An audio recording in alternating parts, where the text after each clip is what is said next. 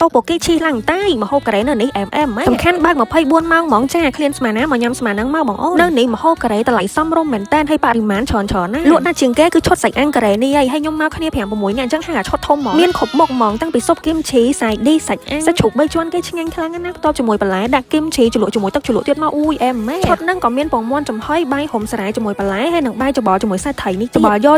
ចឹងមកបានញ៉ាំទៅឆ្ងាញ់ចូលជាតិគ្នាល្អអានេះជាម្ហូបល្បីនៅកូរ៉េមកពីងពីងឆាគ្រឿងជាមួយសាច់ជ្រូករសជាតិដិតឆ្ងាញ់ original ពីកូរ៉េមកញ៉ាំជាមួយគៀវចៀនស្នូលសាច់ជ្រូកបែបកូរ៉េនេះមកហត់តែឆ្ងាញ់ហើយគ្រឿងពងគ្រឿងចៀនអញ្ចឹងមានច្រើនមុខ Welcome to my favorite food តោពូគេឈីជាមួយប្រហិតថៃបងអូនមើលឈីគេណែទាញមកឡើងវែងតែអញ្ចឹងហ្មងតំណងខ្លាំងទៅញ៉ាំម្ហូបកូរ៉េអញ្ចឹងតើយើងឈៀលជាមួយនឹងសៀងកកូរ៉េទៀតមកបានឆ្ងាញ់នៅនេះក៏មានពេញស៊ូដែរបងអូនខ្ញុំយករសជាតិម៉ាឆាមួយសូកូឡាមួយឡែកមែនតើគេដាក់នំផ្លែឈើហើយនឹងការ៉េមឲ្យយើង customize ខ្លួនឯងទៀតឆ្ងាញ់ទាំងពីររសជាតិហ្មងសាច់ការ៉េមព្រិលនឹងឡើង smooth ល្អហាងកូរ៉េនេះឈ្មោះថា Oppa Korean Food ទីតាំងនៅផ្លូវ306បឹងកេងកង124ម៉ោងហ្មងបងអូនចង់មកញ៉ាំស្មានណាក៏បានដែរកន្លែងអង្គុយដូចនៅកូរ៉េអញ្ចឹងហើយមានបន្ទប់ការ៉ាអូខេ private បងអូនចង់ញ៉ាំម្ហូបកូរ៉េរសជាតិ original ពីកូរ៉េកុំភ្លេចអញ្ជើញមក Oppa Korean Food ណាជួយ follow page អូនម្នាក់មួយផងអរគុណច្រើន